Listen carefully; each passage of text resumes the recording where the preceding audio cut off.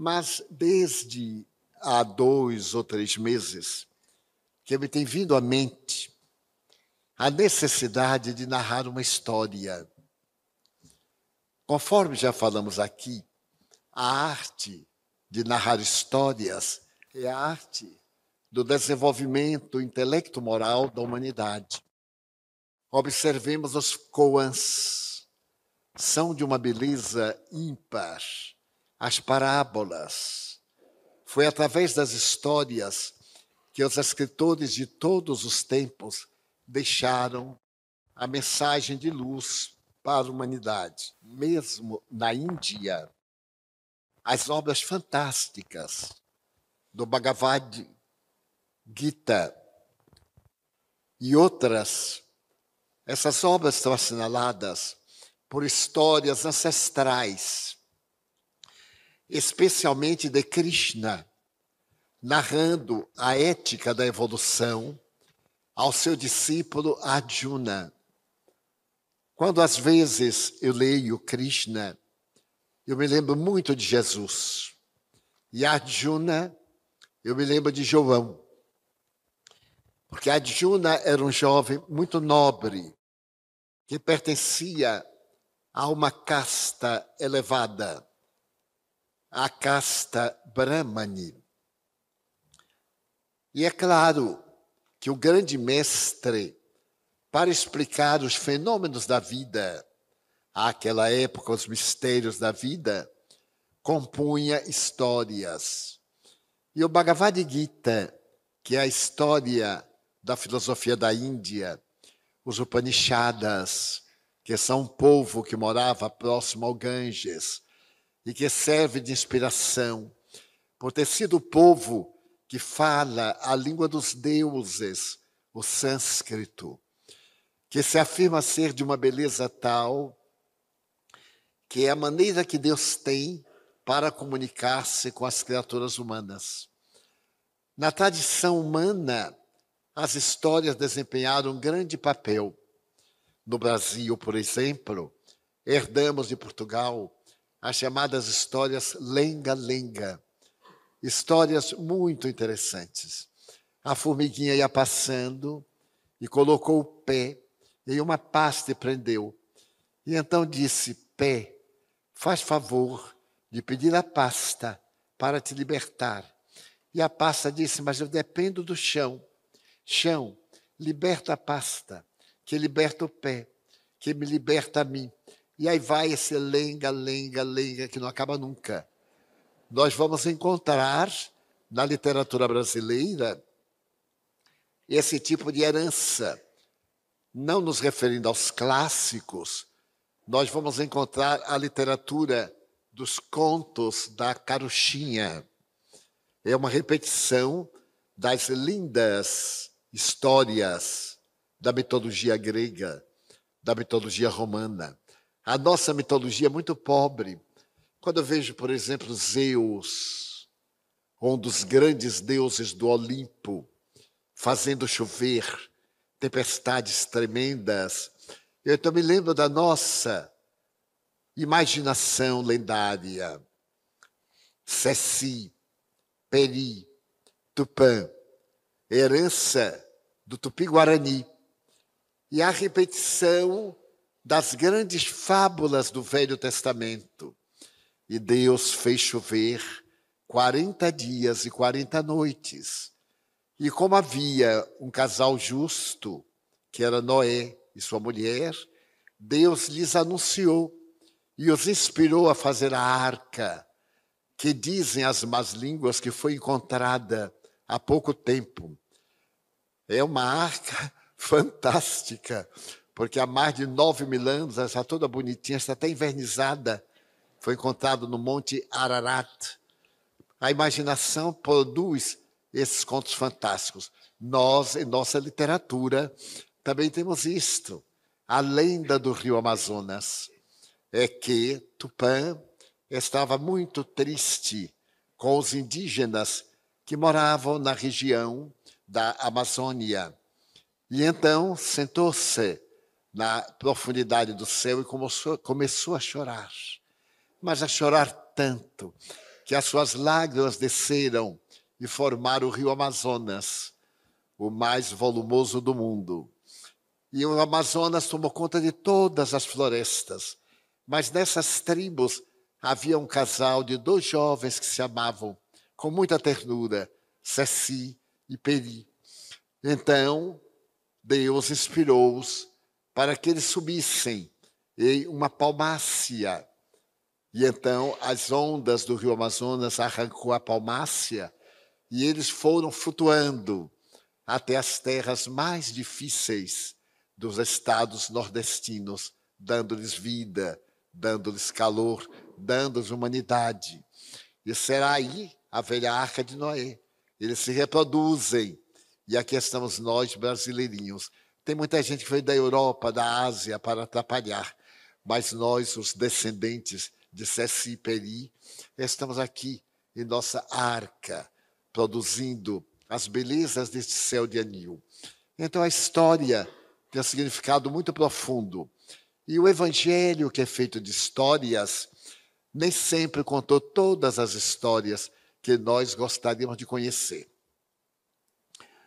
Mas há uma história que os Espíritos me contaram a respeito de uma personagem do Calvário. Mas essa personagem do Calvário desempenha um papel histórico muito grande no coração da humanidade. Tudo começa em uma cidadezinha, um lugarejo chamado Nazaré. Nazaré era quase uma vila, com uma média de 200 a 250 pessoas, ficando numa região mais alta da Galileia, não de montes muito altos, montes de 20, 30 metros no máximo de altura. Ela era muito acidentada. A cidade era amuralhada, como todas. E havia uma fonte única, que o nosso pai Jacó, como diz a lenda, havia mandado construir naquela região hostil. E era um dos divertimentos das mulheres, ao entardecer, buscar água na fonte do pai Jacó, colocar o cântaro ao ombro e ir na direção da fonte, buscar esse elemento vital para a existência humana. E certo dia estavam à beira da fonte as mulheres conversando. E já diz a história que mesmo as mulheres daquele tempo faziam fofocas. Não eram fofocas, eram fofocas, porque era um tempo muito diferente, mas fazia parte da alma feminina, certos comentários, certas acusações, alguma intolerância. Mas era bem nessa região que estava Miriam de Nazaré, uma jovem de 15 anos, de uma beleza incomparável, e que naquele momento se preparava para o consórcio com um homem de quase 60. As mulheres sempre foram muito benignas, muito tolerantes, e para atender aquele homem que era um antigo sacerdote do Sinédrio, e que, desejando purificar o Velho Testamento, teve que abandonar Jerusalém com outro grupo que iria formar uma cidade no alto de uma montanha. Esse grupo vai se dedicar a Deus com uma abnegação incomparável. Eles irão manter a castidade, irão ter uma vida muito saudável, não se alimentar de animais, muito menos dos animais suínos, e viver numa fraternidade muito austera. E no auge deste monte, João Batista esteve lá com eles, onde fez a formação da sua personalidade. Jesus, não. Jesus já era perfeito quando veio ter conosco. Mas, numa tarde muito especial, uma tarde do mês de Nisan, abril ou maio. Nisan é o mês da prosperidade em Israel. As flores são muito mais grandiosas, desde as pequeninas violetas, as rosas de Sharon, as mais famosas do mundo, desde os tamarindeiros enormes que abrem as suas flores diante do mar para a produção de frutos, as laranjeiras de Jericó, considerada a cidade das águas, dos córregos, a cidade fabulosa em que as criaturas puderam construir um mundo de beleza às margens do deserto. E quando a jovem Maria chega à fonte com seu cântaro também, ela percebe que Isabel, que era sua prima de primeiro grau, estava muito encolerizada e falava de uma maneira ríspida e perversa. Mas ali entre os sicômoros são árvores coníferas e as velhas figueiras, tudo era encantamento. Mas Isabel estava falando muito alto e falava a respeito de Dimas e dizia com a sua voz rouquenha: Dimas é um ladrão. É uma criança, mas é um ladrão. E a mãe dele é mãe de um ladrão. Nesse momento, uma mulher muito dedicada e muito amiga descia com o cântaro ao ombro e ficou ao meio do caminho quando ouviu falar o nome de seu filho, Dimas. Mais de uma vez, então ela aguçou o ouvido e se escondeu atrás de um sicômoro para não ser vista e escutou a palavra dura de Isabel. Isabel era muito dura. Ele é um ladrão. E o pior é que a mãe dele é a mãe de um ladrão. É conivente, porque há pouco tempo ele roubou a funda do meu Iocanã, do meu João, e não a devolveu, nem a mãe. Era dever da mãe, ao encontrar um objeto que não pertencia ao filho, procurar se indicar e fazer devolver. Então, aquela mulher que estava ouvindo sentiu um frêmito pelo corpo. Ela amava o seu filho, ele tinha 5 anos apenas. E ela o amava. E não podia admitir que uma acusação pesada dessa caísse sobre a candidez do seu filho. Ele era uma boa criança, dedicado, e sempre dizia: meu sonho, mamãe, é ficar rico. E quando eu ficar rico, eu vou comprar um palacete bem no alto de Jerusalém, depois da Porta Formosa, e colocarei você como rainha para governar os corações, o nosso palácio. Dizia ele na linguagem infantil, será um palácio de todos, rico de festas, porque eu tenho no coração que é chegada uma época de alegria, de paz para Israel. E eu sinto que ventos perpassam os meus ouvidos e se transformam em música deliciosa para o meu coração. E ela se emocionava. Qual a mãe? Que se não emociona com uma suave canção de um filho de 5 anos, canção dessa natureza. Mas ali estava uma acusação terrível. E ela começou a recordar-se. De fato, João, naquela semana estivera com uma funda, um objeto que as crianças usavam para tirar pedras. E ela lhe perguntou a quem pertence. E ele disse a Iocanã, a João, ele me emprestou. E claro, ela acreditou, porque as crianças se emprestam, se tomam umas das outras, mas a acusação terrível. Então voltou com o cântaro vazio. E chegando a casa, encontrou o filhinho brincando. Chamou com severidade e perguntou-lhe pela funda. Ele disse, eu não sei o que fiz. Você, por acaso, não a roubou? Ele arregalou os olhos. E ela, tomando do tamanco de uso, aplicou-lhe nas mãos várias vezes. Agora vai entregar ao filho de Isabel o objeto que você roubou dele. E ele, chorando, disse que não havia roubado. Não havia emprestado ao outro. Era tão natural, tão comum. Quantas coisas também ele fazia.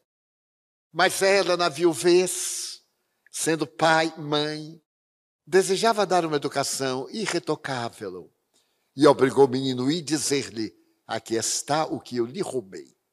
Do contrário, ela iria com ele como testemunha. E porque ele se recusou, ela segurou pelo cogote e levou até a casa de Isabel, que estava acendendo a lamparina de barro vermelho, e obrigou Dimas a entregar o objeto e usar essa frase: eu roubei de você. Aqui está.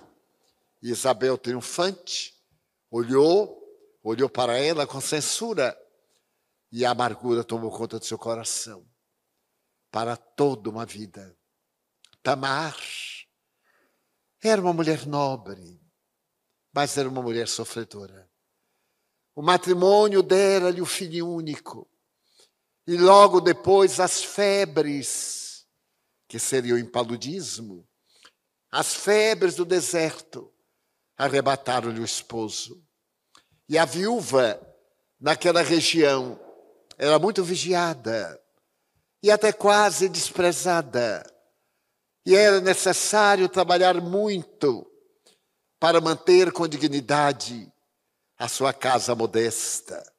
Quantas vezes faltava o óleo na lâmpada de barro vermelho e pavio de algodão para iluminar a noite. Mas ela se mantinha estoica, devotada, e era muito fiel a Jeová. Passaram-se muitos anos. E ela estava em um monte. Era a hora quinta. Era quase às 16 horas. E naquele momento, no Monte da Caveira, porque Gólgota significa caveira, estavam as 3 cruzes erguidas. O homem do meio estertorava.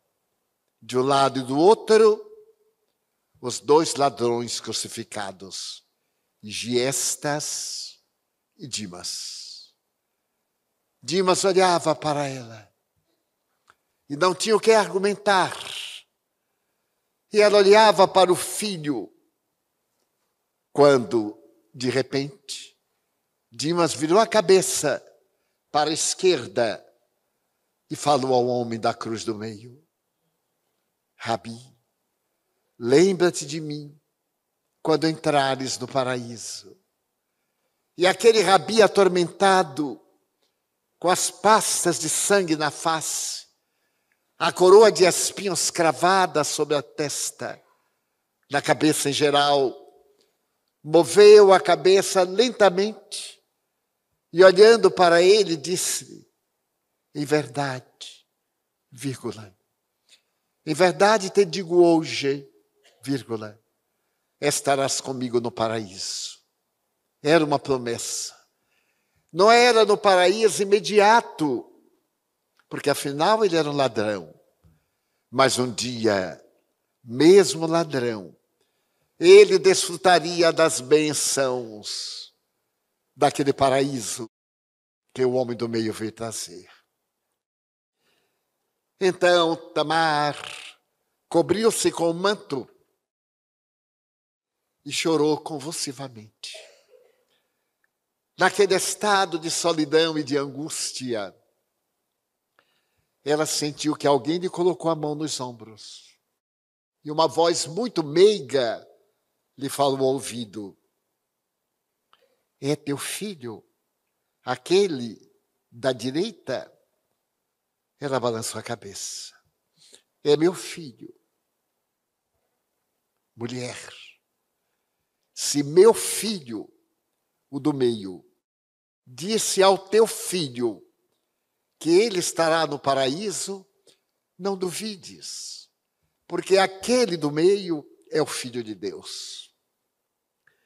E ele veio para que a esperança nunca desaparecesse da terra. Então, mulher, Tamar abriu desmesuradamente os olhos,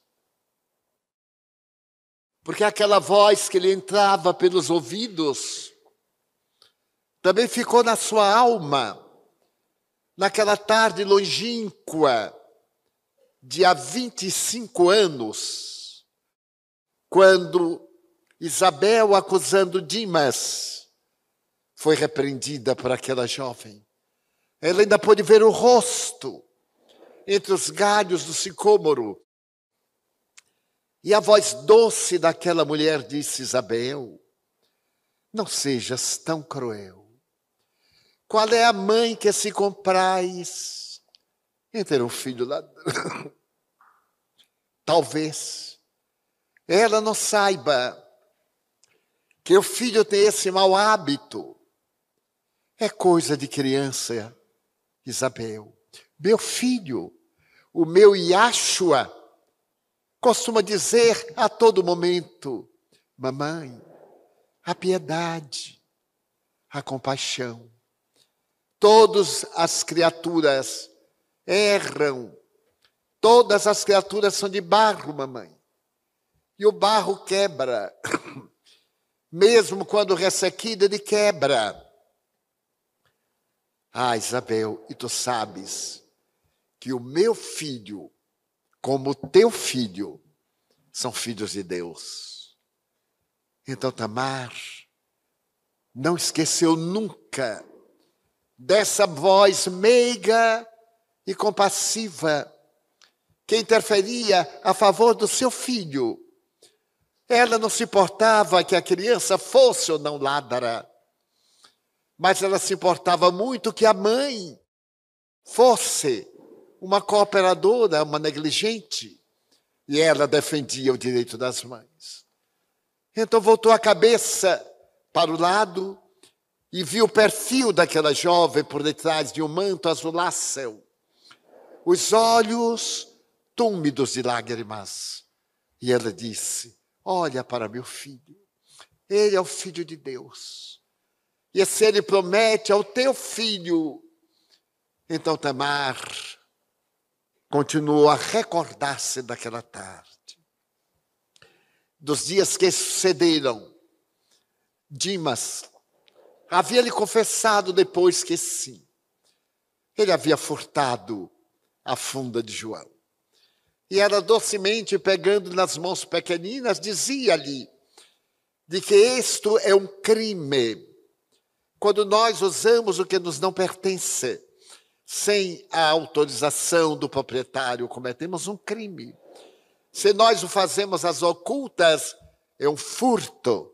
Se fazemos diante do indivíduo, é um roubo. E se geramos briga, é um ataque. E é necessário que haja um sentimento de respeito pelo que não é de nossa propriedade. Mas o menino crescia. Crescia com a espontaneidade das flores do campo. E quando ele completou 10 anos, ela lembrava agora. Ele chegou um dia em casa, correndo, e disse: mamãe, acabo de realizar um trabalho. Dá-me tuas mãos de santa. E pegou-as e jogou 3 moedas de ouro. Ela: mas 3 moedas de ouro? Sim, mamãe, ganhei-as. Ganhei-as do trabalho. Ela lembrou da acusação de Isabel. As moedas queimaram-lhe as mãos, ela jogou-as fora. Tu roubaste. Qual é o trabalho que te daria 3 moedas de ouro? Mamãe, eu fiz um trabalho pesado. Meu filho, tu és ladrão. E continuas ladrão. Como disse Isabel, e sentia as mãos arderem, o semblante pálido do filho, as lágrimas nos olhos. Mamãe, eu não sou ladrão. É, meu filho, meu coração de mãe me diz que tu és ladrão. E ele ficou muito triste. A partir daí, houve um rociar naquele amor tão profundo entre filho e mãe, entre mãe e filho.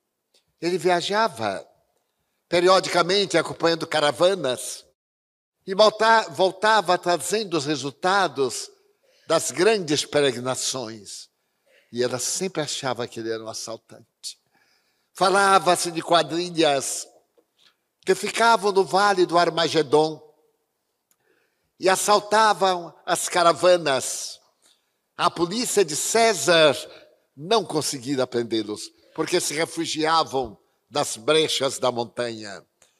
A polícia de Herodes Antipas também não conseguia nada. E agora Jerusalém estava em perseguição, porque entre os bandidos alguém assassinaram um romano. E era natural que a vida romana valia muito e que César exigia 10 judeus, como mais tarde o nazismo, devidas para substituir a que fora assassinada. E ela temeu que fosse o seu filho. Ele estava com 15 anos, era um homem. Ali a raça hebreia desenvolvera-se em toda a plenitude. E ele era de uma formação quase gigantesca. Os olhos eram grandes. O cabelo encaracolado, a barba nunca feita, porque tinha a herança nazarena. E ele aparentemente era homem equilibrado. Mas parecia algumas vezes que ele estava perdido em reflexões. E ela se perguntava: que pensará o meu filho? Então submeteu a uma confissão, dessas confissões tormentosas para qualquer mãe. E ele negou. Não. Você acha que eu seria um criminoso, que essas mãos matariam alguém? Mas para matá-las estaria nas mãos, através do atrevimento de um assalto, de um crime. Mamãe, eu não sou ladrão. A funda de João foi quase uma loucura de infância. Nunca mais. E ela queria acreditar. Como desejava acreditar para ter paz. E naqueles momentos, ela lembrava do marido, um homem probo, cumpridor da lei, duro nos exercícios da religião. E resolvia acreditar no filho. Afinal, ele estava dizendo, ele merecia crença, crédito. Mas aquele assassinato, parecia que um dia ele estaria envolvido e teria que resgatar de uma maneira dolorosa. Mas logo mais era um rapaz de 18 anos. Realizava a viagem de 3 meses ou de 12 luas. E voltava, trazendo tecidos raros, gemas preciosas, que ela não tocava, trazendo conforto. E agora ele estava enamorado de Esther, uma jovem hebreia de uma beleza incomum, de cabelos longos na tonalidade do mel, de olhos transparentes, o corpo de uma ninfa. E ele estava apaixonado e dizia à mãe, ora, isso era no ano 32. Ah, mamãe, eu vou fazer a última viagem.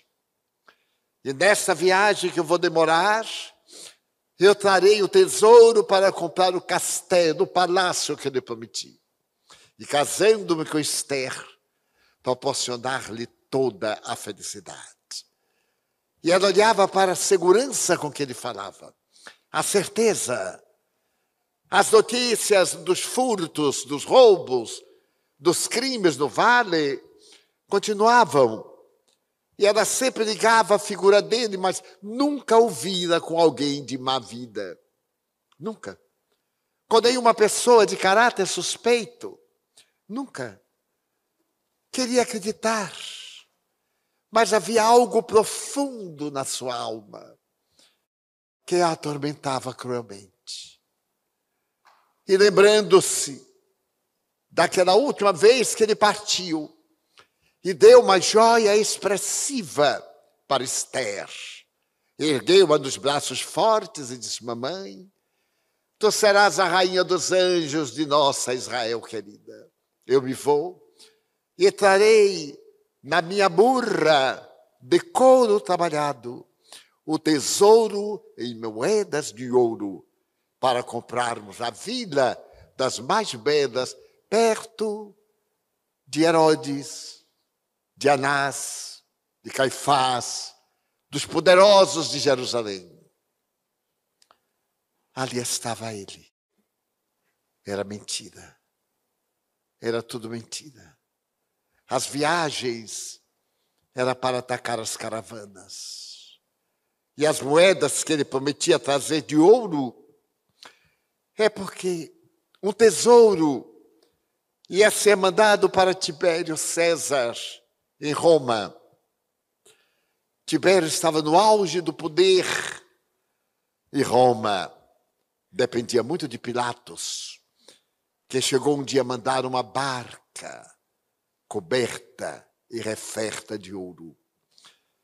E naturalmente ele foi um daqueles assaltantes que no vale imenso travou a luta, mas dessa vez a soldadesca que precedia a arca com o tesouro, a que acompanhava e a que ia atrás, unidas, surpreenderam os malfeitores.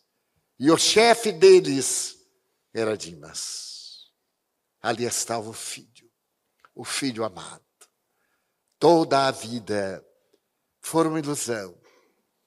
Toda a vida era essa certeza dolorosa.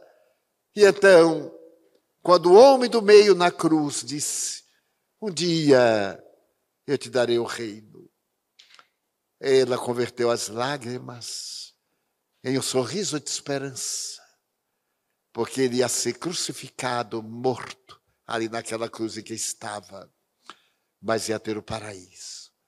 E ela iria trabalhar para ganhar o paraíso também. Ela que tanto sofrera e desfrutar da companhia do filho amado, sem a presença trágica do crime. Nessas reflexões, chegaram alguns guardas do templo com macetes na mão para arrebentar as pernas de Dimas e de Gestas, para que morressem com brevidade. Então, Tamar viu o filho urrar de dores. As energias escapavam, as pernas arrebentadas e expostas, transformadas em fontes hemorrágicas. Ele estava quase desfalecente quando Maria, a estranha jovem que acariciou, gritou, meu filho, meu filho, meu filho, que te fizeram os homens? E ele, o da cruz, no meio, ofegante, com tórax projetado para frente e recurvado, falou numa voz dolorosa, mulher. Era a primeira vez que ele a chamava mulher, não minha mãe. Eis aí o teu filho. E olhou para João. O rapazinho tinha 17 anos. Era imberbe. E olhando para ele, filho, eis aí tua mãe. Jesus rompia todos os liames da consanguinidade para falar da família universal, da família do amor universal. Então Maria deu aquele grito e ele agora, com os hematomas já em forma de feridas, disse algumas palavras cabalísticas. Eli, Eli, lama sabachthani. No dialeto aramaico. Deus, ó Deus, está tudo consumado. A cabeça pendeu e Maria desmaiou no solo. João acudiu-a e Tamar tomou-lhe das mãos álgidas e olhou para Dimas, que urrava de dores, com as pernas quebradas. E diferente do que disse o homem, ele gritou, mamãe, eu sou ladrão, perdoe-me. E Tamar, lembrando-se do que o homem do meio havia dito, pedindo a Deus que perdoasse os seus algozes, correu e abraçou aquelas duas pernas sangrantes, de ossos expostos. A cabeça dele havia tombado. E acarinhando-lhe as pernas esfaceladas e os pés. Eu te perdoo, meu filho, porque tu és a minha vida. E eu te perdoo. Que Jeová te perdoe também. A humanidade sempre viveu dramas. Quantas mães estão hoje desesperadas por causa dos filhos ladrões. Ladrões porque foram vítimas da toxicomania, porque foram vítimas da tragédia do século XXI. A droga. Começaram inocente na escola. Os bandidos colocavam no refrigerante. A criança tomava e toma e sente bem o gosto, o estímulo. Depois, a primeira dose que é dada gratuitamente. A segunda, a terceira já é negociada. A dependência se estabelece.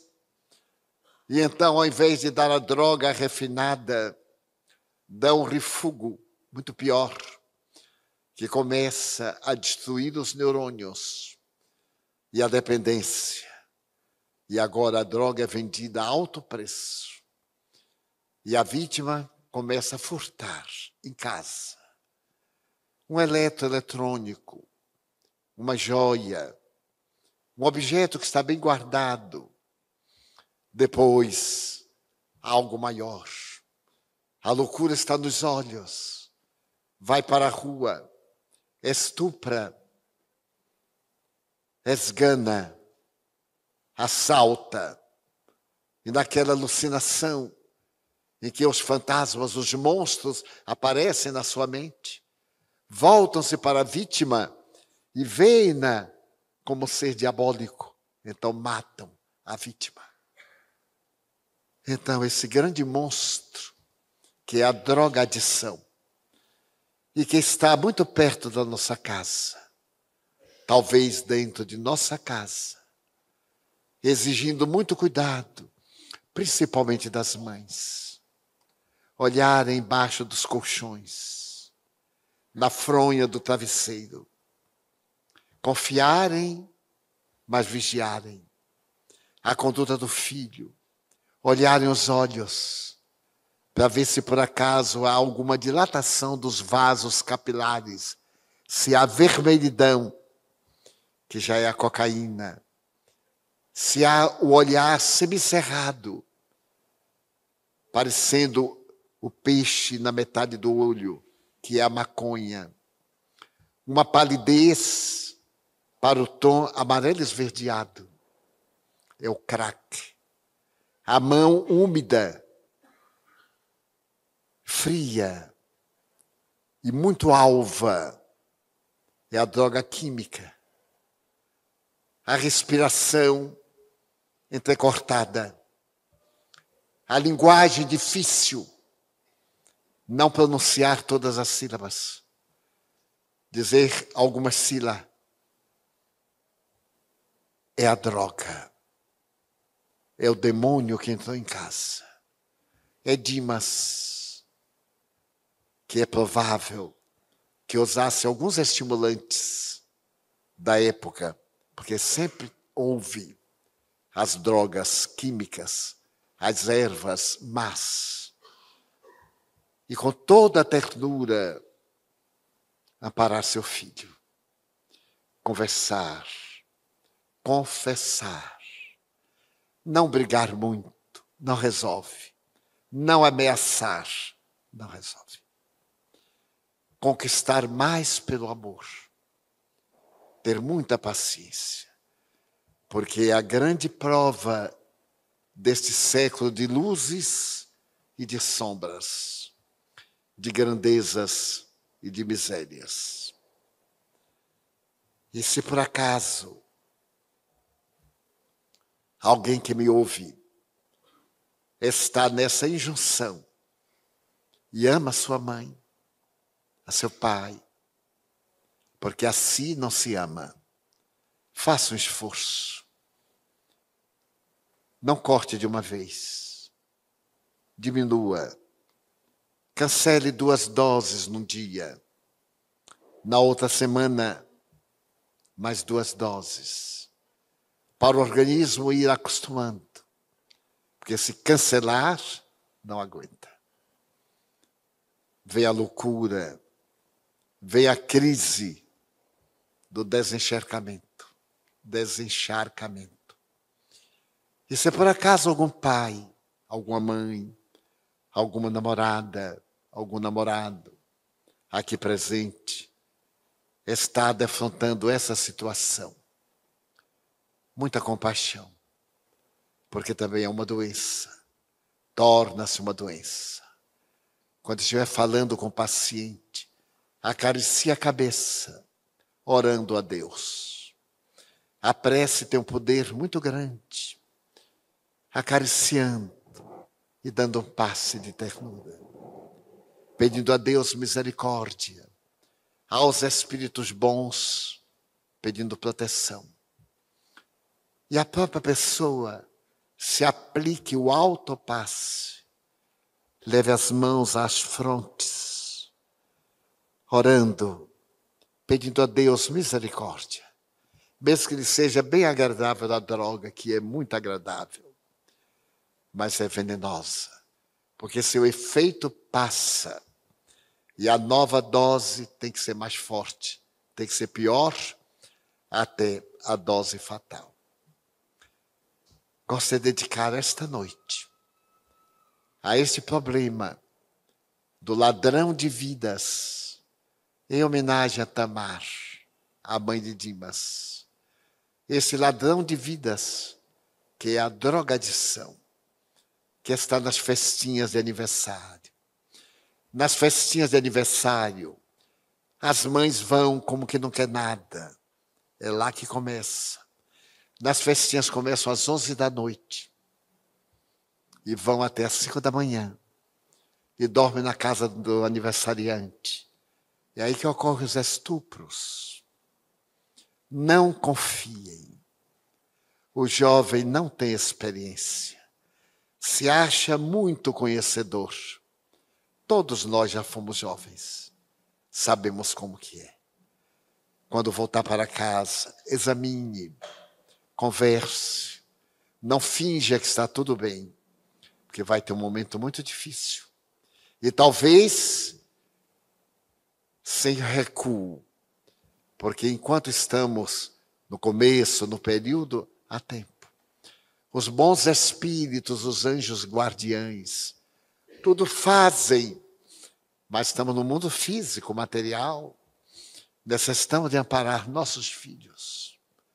Ter muito cuidado com os educadores, com as lições que trazem da escola, da universidade, das faculdades. Vigiarmos e falarmos muito de Deus, mesmo que eles riam, façam bullying. Se eles têm o direito de não crer, nós temos o direito de acreditar. E se cada um pensa que devemos respeitar a sua forma de ser, nós também exigimos que respeite a nossa forma de crer.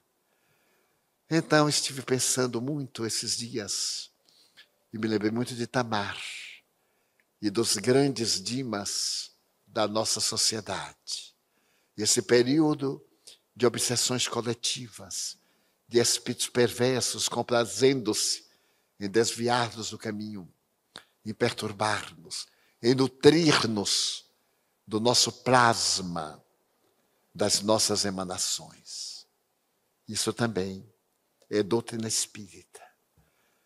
Porque se há de pensar que a doutrina espírita é ficar repetindo a palavra Allan Kardec, as obras básicas. Mas o que Allan Kardec falou está nas obras básicas é isto, em uma linguagem própria, para cada época, para cada drama, para cada cultura, para cada circunstância. Já que nós sonhamos com uma vida saudável, com um mundo melhor, que façamos do nosso lar, da nossa casa, este mundo melhor. E instauremos a leitura do Evangelho.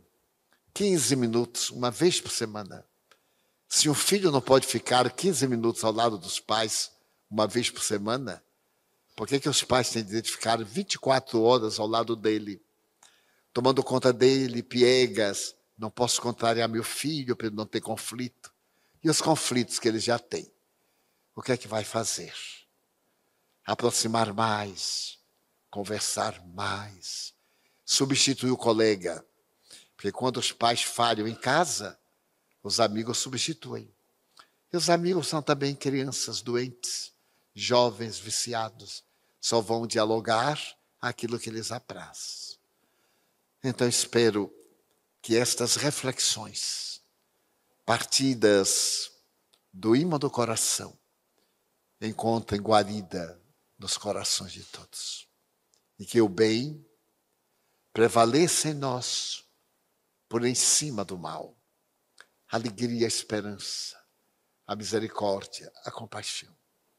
O mundo está cansado de tanta chibatada. Precisamos agora de bálsamo para as nossas feridas. Vamos orar.